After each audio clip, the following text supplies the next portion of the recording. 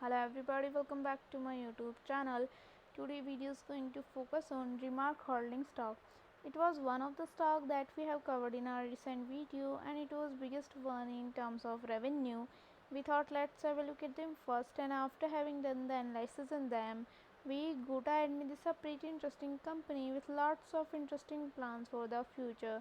They want to grow their business significantly and the different ways that they want to achieve this. So we can easily see that the stock was trading at 0.80 US dollar, at 0.011 US dollar, losses with 1.39% negative loss.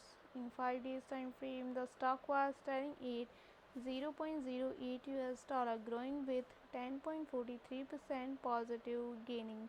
In 5 days time frame, the stock was trading at 0.04 US dollar, growing with 5.61% positive gaining.